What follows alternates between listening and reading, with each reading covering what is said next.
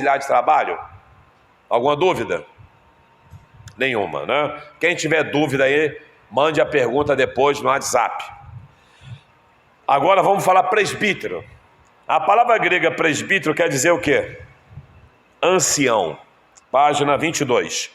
Era usada para líderes cristãos, conselheiros, sem referência à sua idade. No tempo do Novo Testamento, os presbíteros também eram chamados de bispo. Uma vez que esse termo era usado de uma forma geral para identificar os líderes da igreja, podia incluir profeta, pastores e mestres. Tá bom? Então, sinônimo de presbítero é bispo. Eu conheço as igrejas que era pastor e agora é bispo. No pensamento deles, é uma função a mais, que está acima de pastor. Mas no português é sinônimo, presbítero. E é ancião, uma pessoa de idade. Vocês vão entender por que a Assembleia de Deus tem presbítero novo. O vizinho mais próximo do pastor. O presbítero deve estar sempre ao lado do seu pastor, assessorando, ajudando a carregar as cargas. Nunca deve tomar partido contra o seu pastor, nem apoiar quem queira afastá-lo do pastorado, no pretexto de substituí-lo por um melhor. Nunca deve falar mal do seu pastor, nem se associar àqueles que fazem. Eles devem ter sinceridade e coragem para procurar o seu pastor e dizer na sua presença aquilo que os hipócritas de caráter mal deformado dizem na ausência, buscando destruir a reputação do pastor. Caso saiba que o pastor errou, deve orar por ele e depois em particular tratar com ele com o respeito que ele merece. O apóstolo Paulo estava se despedindo dos presbíteros de Éfeso. Já estava embarcando para Cesareia, no porto de Mileto. Ali se reúne com esses líderes da igreja em Éfeso, capital da Ásia Menor, onde passa 3 anos. No discurso regado de profunda emoção, o apóstolo dá seu testemunho, reafirma o compromisso que assumiram em seu ministério, com o compromisso com Deus e com ele mesmo, com a palavra e com a igreja, com a integridade financeira e com a afetividade. O apóstolo tem uma exortação dirigida especialmente aos presbíteros. Então, o presbítero é aquele que está mais perto do pastor. Ele pode fazer todas as funções do pastor, tá? Dirigir igreja, dar a bênção apostólica, ministrar a Santa Ceia, fazer casamento, batismo nas águas. Ele pode ser vice-presidente, ele pode ter cargo na diretoria. Ele deve tomar cuidado com essas fofocadas. O presbítero, ele fala direto com o pastor. Ele conversa com o pastor. Ele não se alia àqueles falatórios inúteis. O pastor está fazendo isso. O pastor está fazendo aquilo. É mesmo, está fazendo mesmo. Isso é fofoca. Isso é ser maldizente. Viu que tem alguma coisa errada, ou você pensa que está errado e não está? Conversa direto com o pastor da igreja. Pede uma palavra direto a ele. Conversa direto com ele. Quem está entendendo? O presbítero deve cuidar da sua própria vida. A vida do presbítero é a vida do seu presbiterato. O que o presbítero é torna-se mais importante do que aquilo que ele faz. O presbítero precisa cuidar de si mesmo para não reprovar nos outros aquilo que pratica. Sua vida precisa ser consistente com o ministério que desenvolve. Página 23. Então, o presbítero tem que cuidar de si mesmo, da sua postura, de quem ele é, da sua família, do seu testemunho. Ele tem que ter zelo por ele mesmo, porque ele é o mais próximo do pastor, tá bom? Página 23. O presbítero precisa pastorear o rebanho de Deus. O presbítero precisa cuidar não apenas de algumas ovelhas do rebanho, mas de todo o rebanho. O presbítero é também um pastor do rebanho, e seu trabalho é de pastoreio, ou seja, ele é chamado para ensinar, exortar, consolar, proteger o rebanho. O presbítero precisa entender que a igreja não é dele, é de Deus. As ovelhas não são dele, pertencem a Cristo. Então o presbítero também pode dar culto de ensino, culto de doutrina, mas não é dele o rebanho, é do Senhor. Ele pode dar instrução também. 3. O presbítero precisa proteger as ovelhas dos lobos vorazes. O apóstolo dos gentios faz 2 alertas aos presbíteros. O primeiro deles que há lobos vorazes do lado de fora querendo entrar na igreja para destruir o rebanho. Esses lobos são falsos mestres, falsas doutrinas, pregando falso evangelho. Cabe aos presbíteros a proteção do rebanho contra as novas e velhas heresias que tentam sutilmente entrar na igreja para dispersar e destruir o rebanho de Deus. O segundo alerta que Paulo faz é que há pessoas dentro da própria igreja com tendências perigosas, dando o momento que levantarão, falando coisas pervertidas para arrastar após si as ovelhas. Essas pessoas que estiverem enrustidas e camufladas dentro da igreja, nunca buscaram interesse de Cristo nem do rebanho. estiveram buscando seus próprios interesses. Elas não servem ao rebanho, mas se servem. Cabe aos presbíteros proteger as ovelhas de Cristo, desses crentes falsos que se levantam para se tornar falso mestre. O presbiterato precisa ser exercido com um profundo senso de cuidado. Paulo diz, portanto, vigiai. O presbítero, ele para ter esse domínio no ensino, ele tem que ler bastante a Bíblia. Ele tem que ser conhecedor da Bíblia. Ele tem que fazer um seminário também. Ele tem que fazer um curso. Ele tem que ler livros. Ele tem que estar atualizado com as seitas de hoje. E proteger o rebanho. Opa, esse ensino está errado. Quantas vezes eu estou sentado, escuto alguma coisa e depois eu olho e falo, nada a ver isso aí não. Ou então, não vamos fazer esse movimento aqui não, que eu não estou tendo paz no coração. Negativo. Nós temos que ter essa autoridade. Então tem que ficar de olho no rebanho, porque o lobo aparece. Compete ao presbítero, vamos lá, se dedicar à direção da igreja. Ele pode dirigir qualquer igreja. Exemplo, irmãos, quem pode dirigir a congregação tal? Quem é que deve ser o primeiro voluntário? O presbítero. Aí quando você vê que o presbítero fica assim, é porque ele já esqueceu quem ele é. Ele não tem que pensar que não tem tempo. Ele tem que levantar a mão e falar assim, olha, eu posso ser voluntário, mas eu estou exercendo umas funções lá fora, que depois eu posso conversar com o senhor, com o pastor da igreja. Mas o primeiro voluntário a dirigir a igreja deve ser quem? Então quando você vê, muitas vezes, diáconos dirigindo igreja e presbíteros sentados, é porque eles estão o quê? Perdidos.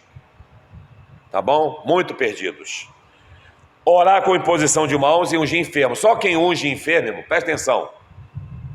Esse negócio aí está errado. Só quem pode ungir enfermo é pastor, evangelistas e presbíteros. E missionárias autorizados pelo pastor, que estão numa função de dirigente de congregação.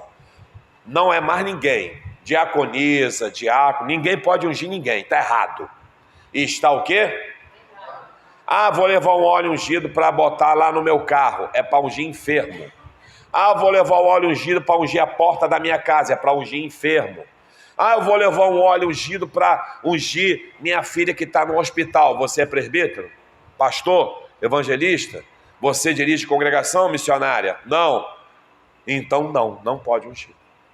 A Bíblia fala o quê? Chame os presbíteros para ungir. Então, muito cuidado quando estão fazendo do óleo ungido uma bagunça. E ele simboliza quem?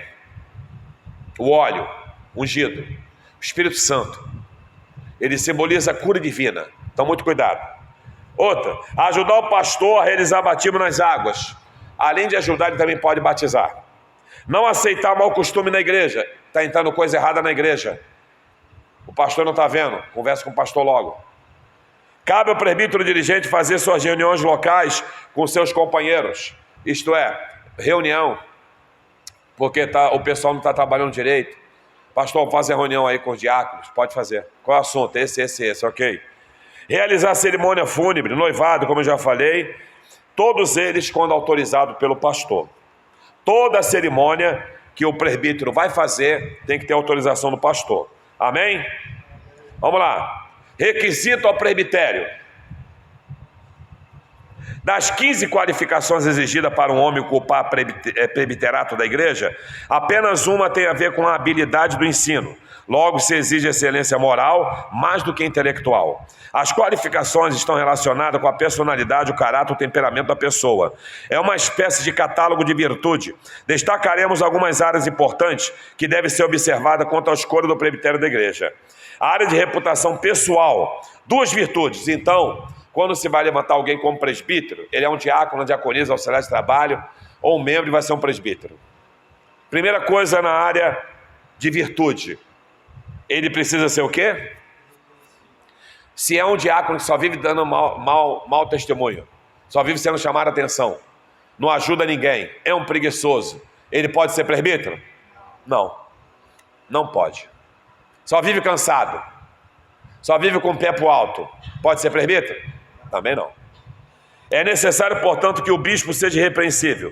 O catálogo de virtude do presbítero começa com o requisito que tudo abrange. Uma pessoa irrepreensível é aquela que não apresenta nenhum defeito óbvio de caráter, de conduta, vida passada ou presente. maliciosos, dentro ou fora da igreja, explorador. Trata-se daquela pessoa que não está exposta ao ataque ou censura. Uma pessoa irrepreensível não é a mesma coisa que uma pessoa perfeita. Trata-se de alguém que tem uma vida coerente no lar, na igreja, no trabalho, na sociedade. É um homem que não tem vida dupla. Quer dizer, ele é presbítero na igreja, mas no trabalho ele é um demônio. Ele é presbítero na igreja, mas em casa é violento. Ele é presbítero na igreja, mas está devendo todo mundo lá fora. Ele é presbítero na igreja, mas no trânsito ele xinga palavrão. Não pode. E o segundo, bom testemunho do de fora. O que é bom testemunho do de fora? Pelo contrário, é necessário que ele tenha bom testemunho do de fora, a fim de não cair no opróbrio e no laço do diabo. Embora o presbítero exerça seu ministério entre os domésticos da fé, seu testemunho transborda para além das fronteiras da igreja. Sua vida fora dos portões não é diferente daquela vivida dentro da família e da igreja. Então, ele tem que dar um bom testemunho fora da casa dele. Qual é o maior testemunho de um homem de Deus, de um presbítero? É na igreja ou fora da igreja? Fora da igreja. Você conhece alguém que dá mau testemunho? É porque ele já não é mais presbítero. Você conhece um obreiro, uma obreira que dá mau testemunho? É porque ele esqueceu quem ele é e o que ela faz. Só estou esperando o pastor Vinícius chegar para encerrar a aula, tá bom? Área da maturidade espiritual, página 25.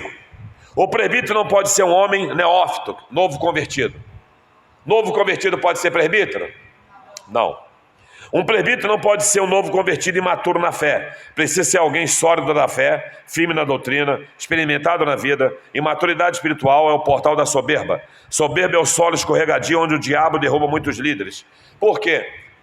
Um novo convertido ele pode ficar soberbo, achando que ele é chefe. E ele é servo. Nós aprendemos que o obreiro, ele está aqui para fazer o quê? Servir. Servir a todos. Área familiar. O presbítero precisa ser marido de uma só? Em outras palavras, um presbítero não pode ser polígamo. Ninguém, né? Nem um cristão. Nem um adúltero. Isso não significa que um homem solteiro esteja impedido de ser presbiterato. O presbítero precisa liderar sua casa. Quem é que lidera a casa? É o marido, o presbítero. Criando os filhos aonde? Com disciplina e respeito. Se alguém não sabe governar a casa, como vai cuidar da igreja de Deus? É aquela velha história. Não sabe educar filho em casa, quer educar a igreja? Não tem autoridade em casa, quer ter autoridade na igreja? Não consegue ter autoridade em casa. Como é que vai funcionar na igreja? Vai funcionar? Não vai. Mas quer ser presbítero. Vamos lá. O primeiro rebanho do presbítero quem é? Sua família. Se ele fracassa em cuidar da sua casa, está desqualificado para cuidar da casa de Deus. Se não cria os filhos no temor do Senhor, fica prejudicado para exaltar os filhos dos demais crentes. Se os próprios filhos não lhe obedecem nem respeitam, dificilmente sua igreja obedecerá e respeitará a sua liderança. O que é isso? Se o filho de um presbítero, de um diácono não respeita, dificilmente as pessoas vão respeitá-lo também. Dificilmente. Muito cuidado. A sua casa é de vidro, telhado é de vidro. Todo mundo está te olhando depois que você é obreiro e obreira. Presbítero, pastor, todo mundo te olha. Todo mundo observa o que você fala, o que você faz, o que você posta, o que você curte. Todo mundo. Área financeira. O presbítero não pode ser um homem avarento. A avareza é apego ao dinheiro. É amar o lucro mais do que a Deus. É estar apegado ao dinheiro mais do que ao ministério. É lidar com as pessoas interessadas nos bens que elas possuem, em vez de lutar pelo bem das pessoas. O que quer dizer? Avarento, só pensa em dinheiro. Só pensa em ser bonzinho com aquele membro que é dizimista, ofertante, que dá as coisas. Isso não pode existir na vida de um presbítero, nem de nenhum obreiro e obreira. Todos são iguais. Vamos repetir? Todos são iguais. Somos iguais. Reino de Deus. A rua de ouro que o trilionário da terra aceitar Jesus e for salvo e vai para o céu, é a mesma rua de ouro de um mendigo na rua que aceitar Jesus e ir para o céu? Sim ou não? Então acabou, é todo mundo igual. Amém? Para finalizar, área pedagógica. O presbítero precisa ser apto para ensinar. significa que ele precisa ter habilidade, aptidão para ensinar. O presbítero precisa ser um homem que se afadigue na palavra do ensino. O presbítero é o mestre que ensina o significado da verdade cristã, e ensina tanto pela palavra como pelo exemplo. Ensina com palavras e também como por obras. Amém? Então, todo presbítero, ele deve também ensinar, instruir, fazer seminário, ler bons livros, apto para auxiliar numa pregação, sempre pronto. Nós vamos encerrar a aula de hoje. Semana que vem, página 26. Anota aí, por favor, secretaria. Todos os alunos anotem. As áreas dos relacionamentos interpessoais. Tá bom? Para a gente fechar de presbítero. Deus abençoe a todos. Vamos ficar de pé, vamos orar. Senhor Deus, obrigado por mais uma aula. Obrigado por mais um domingo. Obrigado por mais um ensino. Abençoe todos que vão assistir essa aula também pelo YouTube e todos que assistiram ao vivo, em nome de Jesus. Amém. Está encerrado.